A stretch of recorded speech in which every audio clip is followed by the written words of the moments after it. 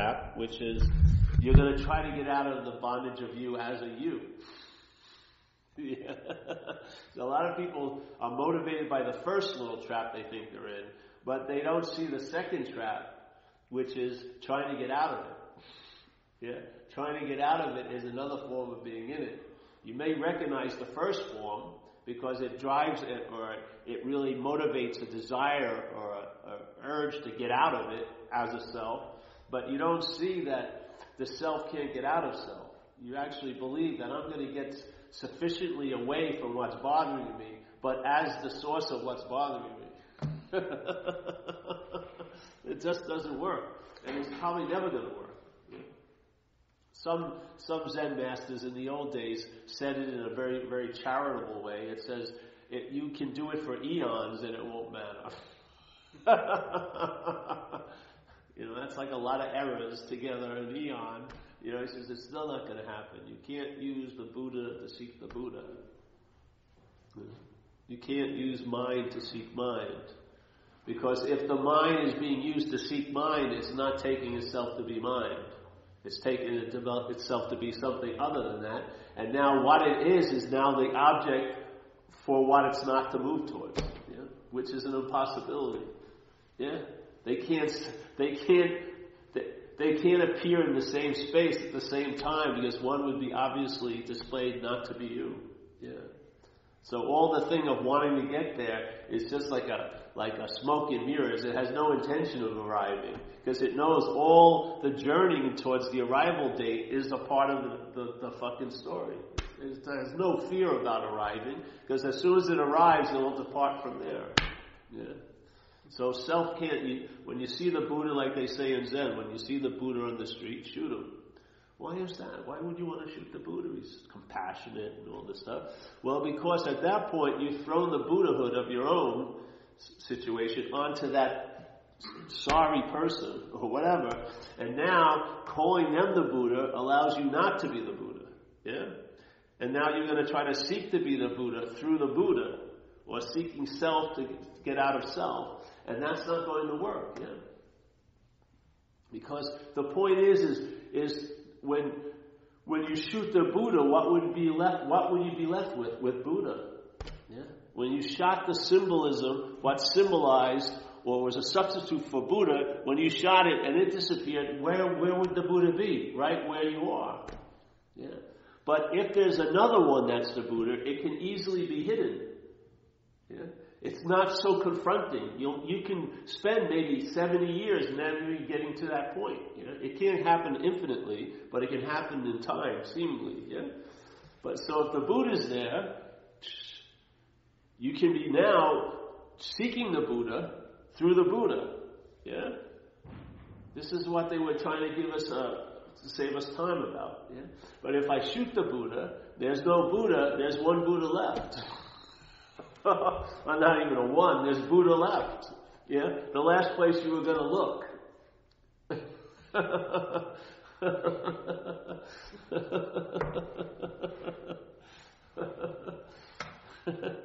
So, you can't use the Buddha to seek the Buddha. You can't use mind to seek mind. Yeah? You can't use light to find light. Yeah. Why? Because you are the light, you are the mind, you are the Buddha. Oh, that explains everything, exactly. It would seem crazy for the Buddha to use its Buddha nature to seek the Buddha. Yeah. It would be, the next move would be no move at all. There would be resting in the Buddha. Yeah? There would be no looking for it anymore, but you'd be looking from it all day. Yeah? And that thing that you wanted to be outside of your false you, that you, false you, could find and take it as an advantage, will now see the false you. See the production of it. See how it's inferred and implied and assumed, and how it's constantly reconstructed. And it has no inherent long-lasting existence. It's just an appearance in mind. Yeah? So what you were hoping to attain or work towards or maybe have an experience of now becomes the basic platform from which you live. Totally different, yeah. And what occurs is when it becomes the basic platform, it can possibly happen that you'll lose interest in all the vehicles to get there. Because you realize, what's the point? Any getting there would be a leaving it. Yeah? If I'm busily trying to get there, I'm actually in the act of leaving it, which is an impossibility. Yeah? But it would sure seem like it's so. By my trying to get to that point, I'm actually denying the point that I am. Yeah? I'm using the point to get to the point. Yeah? That's pointless.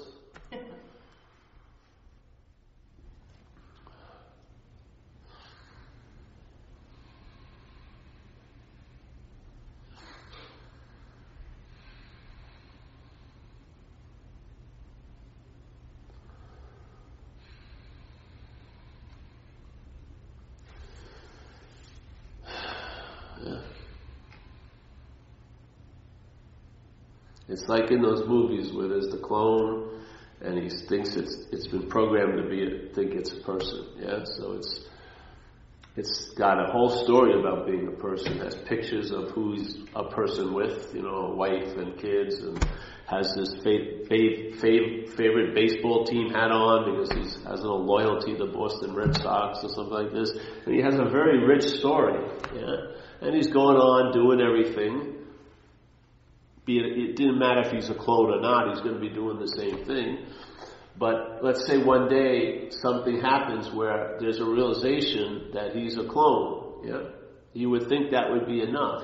So the clone would see that it's a clone and get that what? It's a clone. Yeah? But when he hears the news, and he hears the news, hey bro, you're a clone. How he's hearing the news is from the programming of being a person. So now the program of being a person tries to understand the news that it's a clone. Yeah? But the feeling and all like that of being a person keeps going. Nothing seems to change at all. Because when the ball was thrown, the programmed person caught it. And the game continues. Yeah? I got it. I'm a clone. I really got I'm a clone, but you got it as a person. Yeah?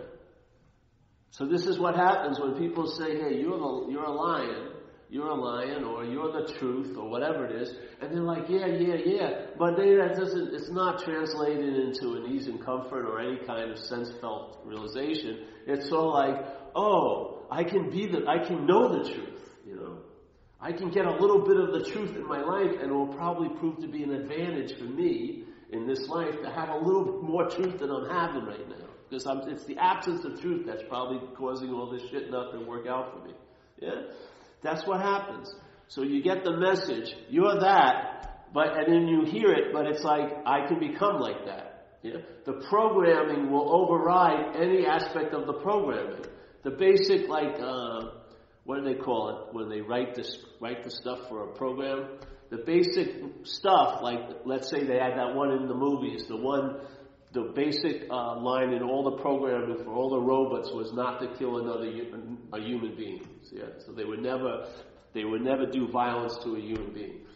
All the millions of robots, they couldn't override that. Yeah? That's the one place they couldn't cross. So this sense of being what you think you are is overriding everything else. So even when the program goes, oh, I got the message, I'm not that, what's going to hold the message is that, which you're not. Yeah? So you hear it, oh yeah, the message is I'm not that, but I'm going to get the message of I'm not that as that which I'm not. Yeah? And once again, it's going to be ethereal, it's going to be hard, it's going to be like that crazy butterfly. Why can't I grab it? Because it's in the way you're trying to embrace it can't hold it. Yeah? The program is defining how you're holding it, instead of letting what is said to you get through and enter the program and enroll it from the inside out. What happens is usually the message gets claimed by the programming, and then it's a one size fits all. It frames it in a way it can understand it, which it makes it something, and then that something, the quality of that no-thingness is neutered, and it doesn't do a damn fucking thing really for you. It's just something else you've added onto all your storage units, You got more weight to carry around. Now you got this unbelievable weight of enlightenment, and then the constant recognition by the head, for the head, as the head, that you're not enlightened. So now enlightenment is used to drive you crazy. Yeah? You would have been better off never to freaking hear about it. But now the thing's heard it, claimed it, made it into something. Now it's another one of those, what is the swords of Damocles, whatever that thing. Another sword is constantly going in your head. You're not awake. You're not. You should be. Everyone's purpose here is to wake up to the truth. Yeah? It's insane, isn't it? Everything, it has this incredible meaning of total freedom, and yet when it's held by the programming, it's used to bond you to the idea of being an unenlightened person.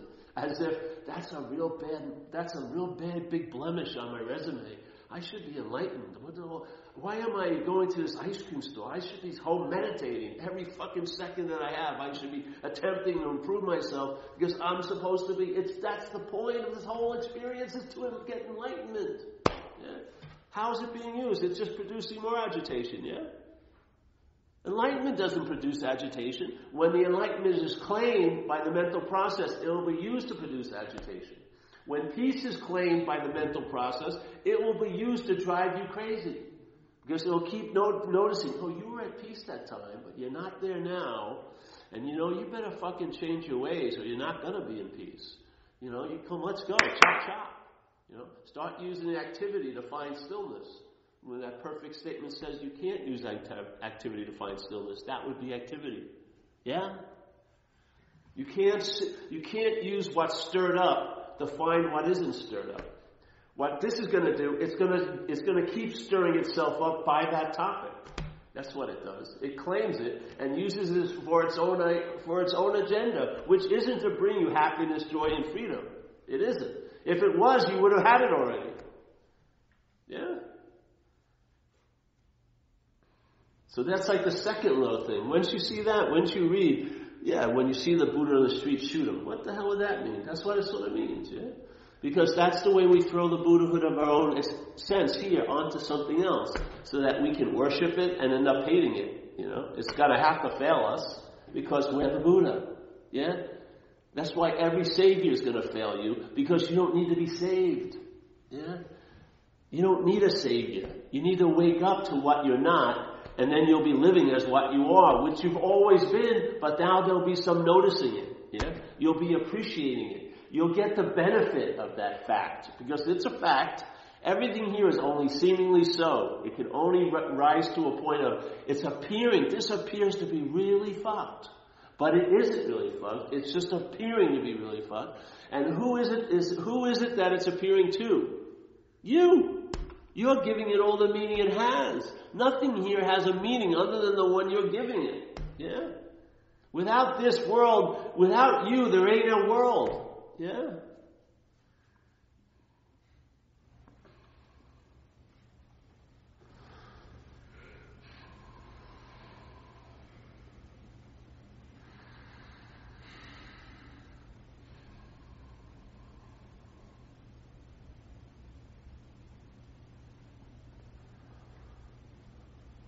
Let's say you go back 10 years, let's say 3 days from now, you sense this presence of the exact sense that you had right now. Because it's not 3 days ahead. There's only a now. Yeah? Time is a construction built on the same infinite space. It's never been partitioned, never been not here, and never going to be here or was here. It's always available at all times, right where you are. As long as you're here, all there is available. As long as you're here, right now, in this event, all there is available to us. Yeah. Not for you. Not as you. Let's say more through you. Yeah. And it's like I like to say, water doesn't maybe have any intention to clean, but if it's moving through a hose, because of its quality, its nature, it's going to clean the hose. Yeah.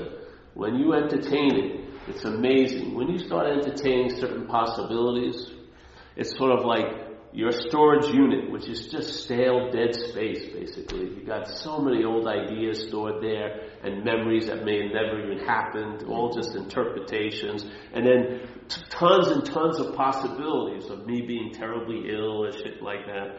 And there's no windows, no circulations occurring. It smells. You ever gone into a room that's got let's say a lot of newspaper, and there's no circulation? It smells. It gets fucking rotting and fungusy and stuff like that, moldy.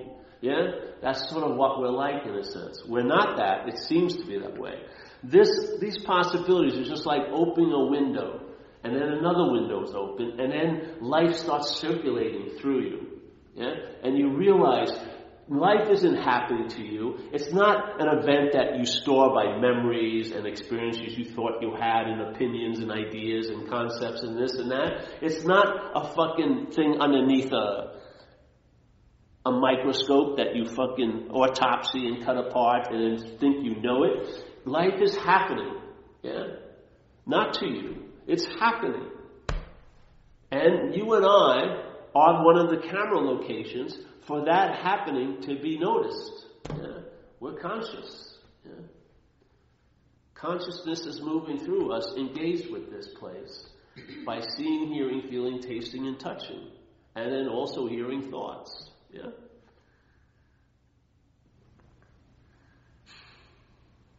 And no matter how you look at it, no matter if you look at it close up or far away, there's no noun to be found. There is no pseudo-subject. All there is subjectivity. All there is all-knowingness. There's no knower. Yeah? There's all seeing, there is no seer. There's all hearing, there is no hearer. There's all feeling, but there is no feeler. There isn't a noun.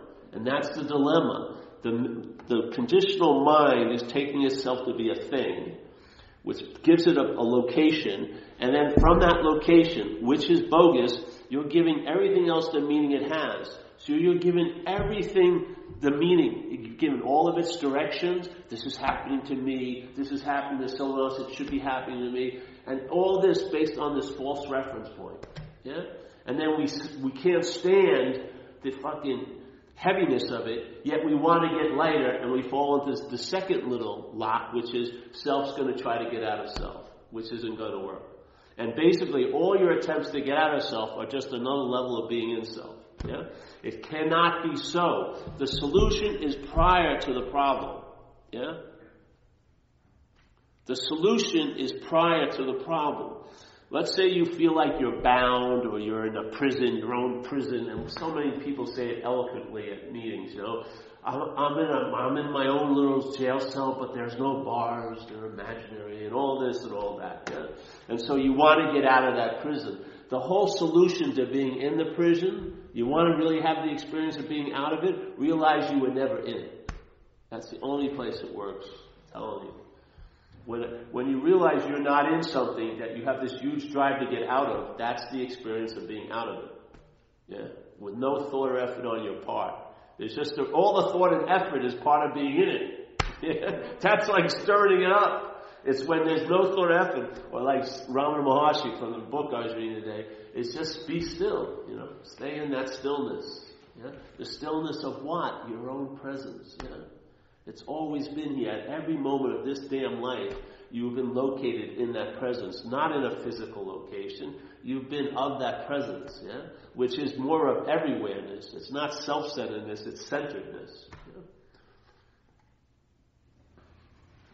Yeah?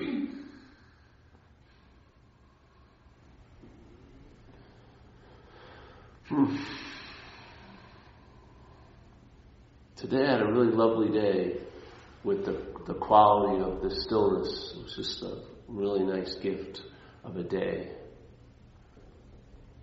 You know, I heard something and it was like, it just provoked a real strong unspoken yes that just reverberated for a while. So I was going to be doing something. I decided, no, I better honor this. So I went to a nice place I like in this Golden Gate Park. And I just sat there and that's that. Just sat there, and that was more than enough. everything was on automatic. It was just a matter of sitting there. I didn't want to be busy. I want to just Sit still with it and just let it wash over. And it was just like you're always in the water, but sometimes when you're totally submerged in the water, you'll have an experience of being like washed over by it also, which is an added benefit. Yeah, you're always as wet as it can be, but it's really nice when like a little jet stream hits you, a jet spray hits you, and then you just feel so fucking refreshed. You know, on all levels, physically, emotionally, mentally.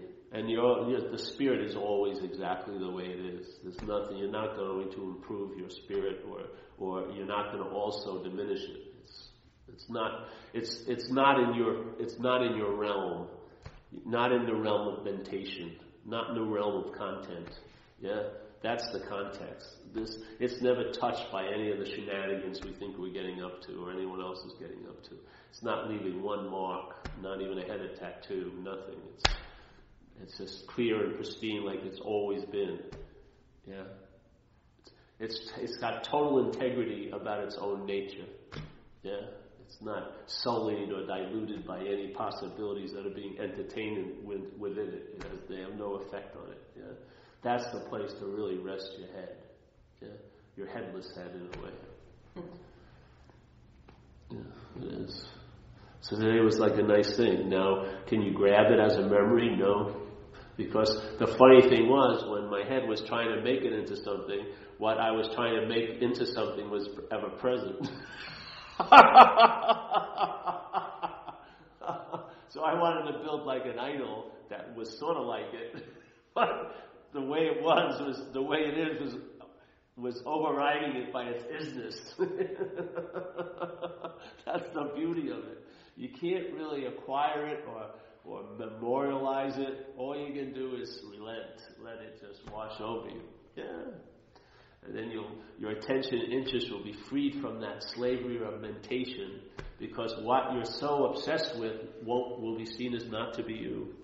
It's not noble. It's not like you're giving anything up. You just entertain, hey, I may not be that. And if it rings true, you'll lose interest in all that. And all of that is made up. Yes, it has to be produced, it has to be referred to, it has to be remembered, because it isn't so. Yeah? What is so doesn't need any advertising campaign, doesn't need any reinforcement. It's just a revelation in a sense. Yeah.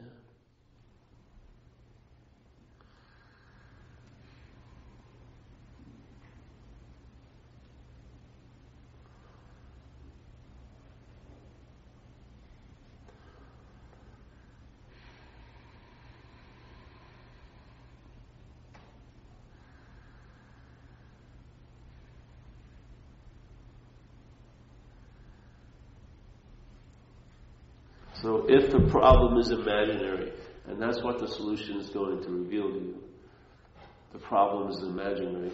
Once that's seen, there's even no need for a solution. That's how economical it is. There's no addition or subtraction whatsoever. You've been exactly what you've been looking for the whole time. Because what you are is not in time. Yeah? In time, it can seem not to be so. But out of time, in timelessness, all there is that so-ness. Yeah?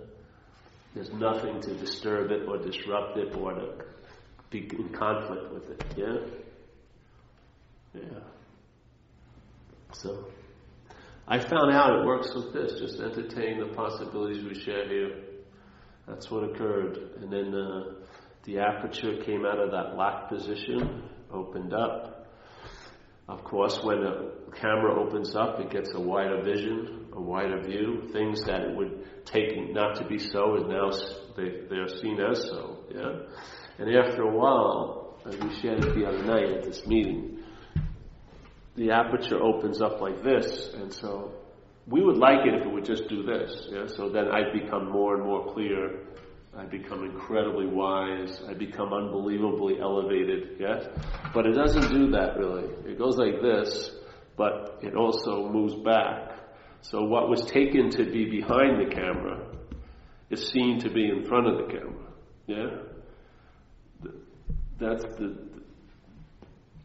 the charade's over at that point. You'd like it to be here because then you can make it something. It'd be a bigger, better, more spiritual you. But when it moves here, it's like Ramana Maharshi said, your head is in the tiger's mouth. It's a done deal. Because this has been assumed to be the starting point, hasn't it? This has been assumed to be the one who's conscious. Yeah? When you get conscious of this as an object, it's going to really, really be very surprising to your whole mental construct, because that's the biggest linchpin it has about being you. Yeah? When you become conscious of this, like you'd be conscious of another object, yeah? But the thoughts and all the feelings and all like that, when you become conscious of that, it's pretty much over then. Now you're just going to play it out the rest of your life. You'll probably start traveling lighter, and it'll probably keep getting lighter. Just like in the Course in Miracles it says, what's going to happen in this dream, this place, and we're these action figures or these dreamt figures, is that we're going to dream ourselves out of the dream. And as we're dreaming ourselves out of this dream, the dream's going to get happier. It's a damn beautiful statement. Yeah? We're dreaming ourselves, either you're dreaming yourself into this place or you're dreaming yourself out of this place. It's going to go either way. Yeah? It's like a two-step dance, called duality. So either we're dreaming ourselves into this place, taking ourselves to be this dreamt object, and having a huge story to reinforce that as this is all I am, and that's all you are, and this is how it is, yes? And then I'll die to the bitter end to fucking be convinced of that. When you're never convinced of that, too many experiences, especially when you were young, that you were in this fucking place, But here we go. So we're dreaming this place, and so the Course of Miracles is so gentle. It says you're not going to be fucking ripped out of the dream. What you're going to do is dream yourself out of the dream. You're going to use the dreaming that's going on, to undo the dream. Yeah, just like you use the poison as an antidote with repetition. Yeah, you're going to use. The fact is, the mind's dreaming here. We're not going to say, "Hey, stop the dreaming." No. All right. What's going to happen is entertain some possibilities, and what will happen is you'll keep dreaming, but you'll dream yourself out of the dream. Who else could dream themselves out of the dream but the dreaming? Or the dreamer, I don't like to use a noun, but dreaming, yeah? The only thing that's ever going to dream itself out of the dream is what's dreaming the dream. Everything that's been dreamt can't get out of the dream, yeah? It doesn't exist anywhere. It only appears to be real in the dream to what's dreaming, yeah? In other words, you and I are the only reality here. We're lending that reality to so many freaking things out of what they would call an ignorance, or we're ignoring something, which is our own nature. We've taken ourselves to be a physical, dreamt-like nature, and through this, we're giving meaning to things, and they're seeming as real can be to us, because we are what's real. Yeah? What else is lending the reality to these things if they're not real? Where are they getting the sense of being real? They're being given the sense of being real. They're not getting it anywhere. They're being given it. Where is that sense of being real being given from? What's real? Where else could it come from? Yeah? How can something seem so real to you, and then the next day not seem real to you, and then seem real again? You're the only reality there is here. That's called the dreamer. So we're dreaming this dream, and you know what? We're going to dream ourselves out of it. So we'll take ourselves less seriously. Yeah? In other words, that's what in recovery we say. Rule 62. Stop taking yourself so seriously. Yeah? Don't take yourself so seriously. You can't be more serious than take it to be you. I mean, you can't get more serious than take something to be you. That's bigger than God. You are bigger than God here. Yeah, so if I give something the meaning of being me, it's the biggest God of all. So here I am, dreaming myself into this dream, and now we're not going to screw around with the formality of the situation. We're just going to dream ourselves out of it. Yeah? If you think you've been in something, then you can think you can get out. And as you're dreaming yourself out of it, sooner or later you're going to realize you were never in it. Yeah? You were never in it. That's the only way you can ever be stabilized being out of it. If you believe you're in it, you'll have experiences of being out of it, only to be back in it again. And now be jonesing for another experience of being out of it. Yeah? If it ain't shooting, it'll be spiritual practices or something, other thing, or sex or anything like that. Hey, I felt like I was out of that thing I think I'm in. Let me do more of that, because I want to get out of it as much as possible. But the in is still a looming reality. Yeah? All you're moving towards something is really moving away from that. I want to get out of that. I want to get out of that. Yeah, it's another form of slavery. What happens if you realize you're not in it? Yeah? It short circuits the whole dualistic construct of the conditional mind. I'm never in it, so therefore I don't need to try to get out of it. That's being out of it. There's not a second step. It doesn't go this, therefore that. It's this, and that's that. Yeah? It's so clean. It saves you so much freaking time. It throws a wrench in the mentation's works, because it wants to go from, all right, I was in it, now I'm out of it, now I want to stay out of it, and then you get back in it. Yeah? And so on, like a slinky going on and on and on, being driven by its own momentum. Yeah? So you get out, and it makes that what you thought you were in real, and therefore it looms over your outness, so you can't even enjoy being out of it, because you know you're going to be fucking back in it again. Yeah? It's so... There's no peace at all in that. But if it was prior to that, if you were prior to that, the solution was, hey, the best way to get out of something is realize you were never in it. That's it. Or, what's the best way to deal with what's not happening? Realize it's not happening. It's the best way. You don't have to do anything else. Yeah? If you try to do anything else to what's not happening, it will seem to be happening. Yeah? What's going to allow something that isn't happening to seem to be happening? It must get it from you. By you getting engaged with it, now it seems to be happening. Because you're the only thing that's happening. And we're lending that happening to so many other fucking things. And those things now come around and bite us in the ass. Like it says beautifully in the thing, you and I are the dreamer of this dream, or the dreaming of this dream. Follow this. It's a very good diagnostic. Yeah? You and I are the dreaming of this dream. We forgot that we're dreaming this dream. That's called ignorance, let's say. Yeah? And now, in that forgetfulness, we've given everything we dreamt the power to affect us as this dreamt object. That's the point of ignorance. It's called identification as a self. When mind becomes identified as a self, what it's dreaming now has the ability to affect it as this. Yeah?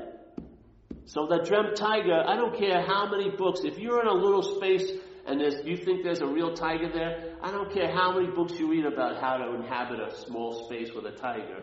And it's not going to freaking work, yeah? Because the reality is going to override all you're trying to make it unreal, yeah?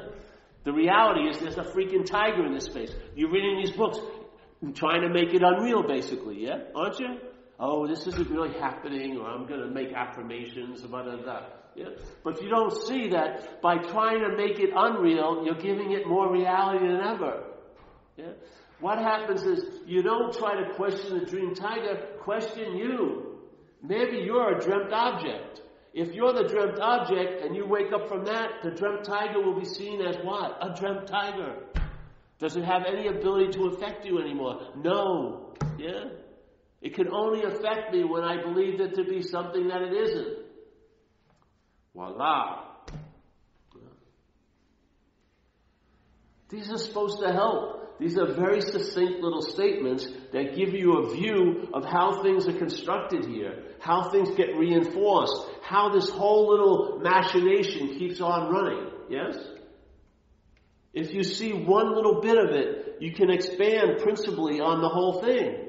It's not like you don't have to see the beast from head to toe. All you maybe has to see is the tail, and then you realize the whole thing. That's the quality of mind. That's why they say faith mind. Have faith in mind. The mind can get it. Yeah? It is it. How can it not? How can it miss that? Yeah? It can only seemingly miss it by being so engaged here because it thinks it's the thing that is here. Yeah? Called the identification as a self. That's what's putting everything else into play. That's the first little knot. You go there, question it, and if it loosens through the grace of whatever, yeah, then all the other knots loosen up. Because a thread from this one goes through all of them. You can't get relief from this by loosening the 30th knot. Let's say relationships. It's not going to happen. But a thread comes through all of the topics of life from here. Change this, question this, and everything gets shifted. Yeah? That's how you know the tree by its fruits.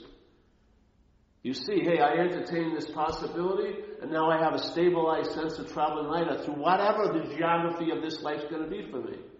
What more demonstration do I need? It's the same thing that demonstrated with me in recovery. I didn't come here into recovery on a bottom. I came through as a divine intervention. Something shut down the self thing for about 5 minutes. Information downloaded, and that information is still a living solution till this day after 25 years. Yeah. That was an incredible demonstration to the mind that it's the mind. That it isn't just Paul that did this, because how could a down-out junkie become such a recovered person? The only way is that neither the recovered person nor the junkie. Yeah? They're just possibilities of mind. What else could it be? There's one supreme reality, and you're not seeing it here. It's not a thing. It can appear to be a thing, but you're not going to get its true reality by the appearance. You'll probably take it to be like the cookie cutter thing that it's appearing as, yeah? But that mind is what's real. That's why your day, with one thought, if you believe that thought, it has the power to totally ruin your day. One thought, yeah? One thought preceded by a very simple little word, my thought, will grab all your attention and piss on your fucking parade that day. Who's allowing that to happen? It ain't the thought, it's you. You're the reality that can make everything seem to be so real. It can't get reality from anywhere else but reality. And you and I are that, right now. Yeah? I lived in a reality, a total reality, shooting cocaine, running around like crazy, doing that thing, like a fucking, a rat, just trying to consume that cocaine cheese all day. Running. That was as real can fucking be. Yeah. As real as can be. When someone comes to a meeting and they're really flipped out, in a sense, they are really flipped out. Only to a level of seemingly, but because it's what they are that sees it that way, it really will seem that way. Yeah. This is the most empowering message, because it's not spiritual victimhood or passivity. It's incredibly empowering because you see your role in this place. You're all there is here. Yeah. Your fingerprints are on everything. Everything. Mind has been given meaning through this little camera location. Every meaning that's ever been given has been given by mind. Not one meaning ever came back at us because it doesn't have an inherent existence. Everything we're seeing, as they capture an incredible, profound statement in Buddhism, is empty. It's empty of being an inherent, real, solid, unique, separate thing. All things here are appearing to be so. But what are they appearing to be so too? Why shirk that responsibility? You have the ability to respond to that. Jesus Christ. Where would blame go? It'll die. You'll see, what's the point of me fucking throwing this off on someone else? I'm giving everything all the meaning it has. If they've lorded anything over me, they were given that power by what I am. They must have. Where else did they get it? Yeah. Where would falsehood find a reserve to appear real from? Where is it going to get that fuel? Oh, I'm going to get that super high octane gas. Reality. No, it has to be given it by the mind. Yeah. Where does it seem to be issuing forth from? Around this neighborhood, yeah. Why do you keep looking for it as if it's somewhere else? It's what's looking. Right now is what you're looking for. Right now, what's looking is what you're looking for. It's just been construed to be something fucking that you can't recognize. You think it's a thing that's done all these terrible things and is expecting some other terrible things to happen to it. This is very, very liberating. It's not another form of slavery. Yeah.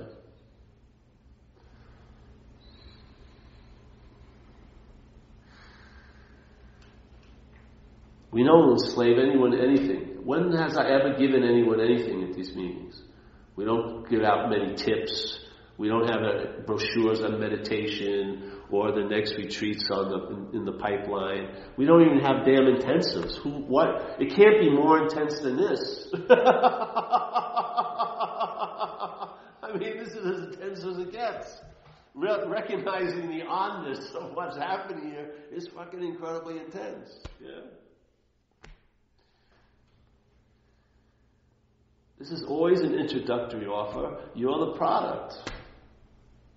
I can't sell you anything other than I can only point out to you that you may be what you're looking for.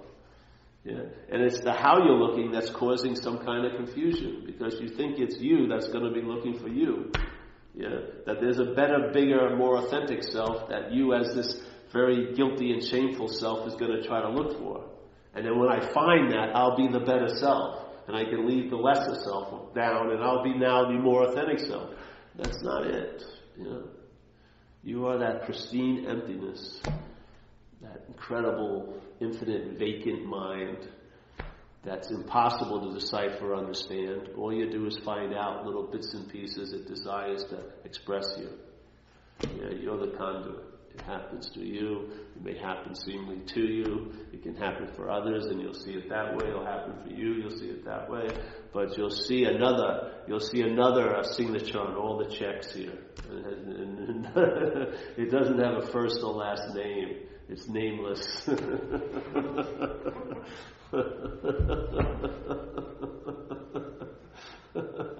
Enjoy the grace, babe. I swear.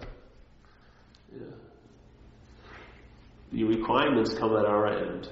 Yeah? There'll be so much on offer. The only way it can be stopped is by your own considerations. That you don't deserve it, you're not ready. I gotta prepare for this. There's a statement in the Course in Miracles about the holy instant, which means this moment, yeah? There's no other holy instant, really. No. And it says, the biggest impediment for people to entertain the holy instant is their belief that they don't deserve it. And how does that belief get expressed? By all their plans to prepare for it. Yes, oh yes. Would that fall under the connotation of playing God? Yes, I would say so, yeah? God is inviting you, but you go, no, God, I think I have to prepare myself for this event.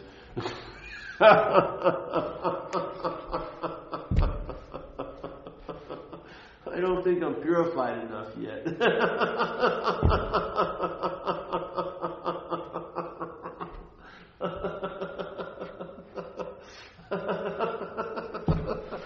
I beg to differ with your opinion that I'm always available and ready at all times. I need some requirements met. You know what I mean?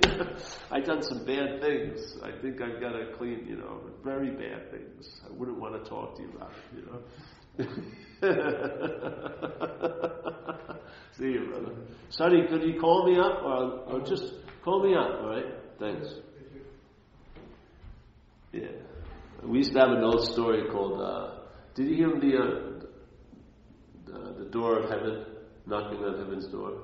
So most of us have heard it, but I'll say it again, because it's another way of trying to put it this way. So there's heaven's door, right? And I want to get out of here, so I'm thinking heaven would be a good escape. So I've been praying a lot and stuff like that, and I get to the door, I knock on it, and then the door immediately opens. It's sort of very disquieting, and there's God. Like, well, wait a minute, where was he? He must have been right at the door when I knocked on it. Yeah, this sort of implies timelessness in heaven, but it's just another inside joke. So the door opens, and I go, God, can I come in? And I'd really like to be in heaven and stuff. I've had enough of this place. And he looks right at me and says, Paul, you can't come in. So that sort of hurts me a lot, So I decide, all right, I got to get better. I got to work harder, do more meditation, this and that. So I leave, and I go on my way and start practicing a lot of things that I think are good ways, good paths. They have thousands of years behind them, backing them up, so it must be good. So I do all these practices, and I feel like I'm ready now. It's been 8 years, and I go back to heaven's door, and it swings right open. It's very eerie, and there he is, and I go, okay, can I come in? And God looks at me and says, Paul can't come in. So now I get fucking pissed, because I had some tolerance, no acceptance, but I was tolerating, all right, 8 years, but now I didn't really deserve to be in there. So now I just flip out, and I start partying, and I do all this shit, heinous acts, and I'm running around. And then I get washed up on the shore after all this tumultuous living, and then something happens, something dawns in my head, and there's heaven's door. So I knock on the door, and then God opens it, and I go, can I come in? And he says, Paul can't come in, and I walk right in. See? It wasn't personal. He was just stating a fact. A Paul, a Mary, a Steve, a Joe can't come in. See? He was just stating a fact. It wasn't talking to me personally. And when I realized I wasn't Paul, I walked right in. Yeah? I could have walked right in the first time. The requirement wasn't on his side or the heaven's side, it was on my side. Yeah? I took myself to be a someone, and no someone can walk into the kingdom of heaven. Yeah. That's the point we're trying to get across a lot of these talks. So something will just give up. And you'll know it when the seeking engine turns off. You'll get an incredible feeling of like a presence or a hum of energy. Something. You'll just sense stillness, or silence. You'll feel how impregnated silence is. You'll sense it, yeah? While you were rover running it with all the noise of the head, yeah? Looking. When it stops, you'll really hear silence. You'll sense it. You'll sense the presence. Yeah. And when you lay your head there, you'll find rest. True rest. Yeah. And you have enough interest and attention to deal with the day. I mean, the way I live now, if I would have 2 kids and a wife and stuff, I wouldn't be living that way. But the way I live now is based on the situation I'm in. And it's appropriate for that situation. If I live this way with 2 kids and a wife, it may not be appropriate, yeah. But it's perfectly suited for the invitation. It's like the perfect seat assignment. This is what happens. Everyone, there's nothing lacking and there's nothing added on to. It's just always available at all times. Yeah. It'll become obvious in your life, and I bet you'll start traveling later. Yeah. And if you need some repetition, we have meetings every week, so to repeat the same message. People call me up. Are you going to have a different topic this weekend? No. It's been 18 years. No, the topic never changes. What's the point of moving from here? If you move from here as here, you're not going anywhere. Seriously. If you're moving from here as you're not going anywhere. It's pointless. Yeah? Why not entertain it and let it entertain it? For me, I've been entertaining it for years now. There's no point to move on to anything else. Yeah, this was the last answer. It's just now all it is because it constantly stays open, so you just keep entertaining, and then it shows you in so many faceted different ways the same light. That's all. But it's always the same light, but you see it in thousands of different faceted ways, reflecting on it. Like today I was at this pond and there was a reflection. It was super calm. There's these 2 trees that are growing in the water, and their leaves, all big canopy, hanging in the water, just touching the surface, so you could see the reflection. See, here was the point where the leaf was hitting the water, and then they both went this way. The reflection went this way and that way. But there was a point. The point was where our mind is where the water, where the leaf hit the point, hit the water.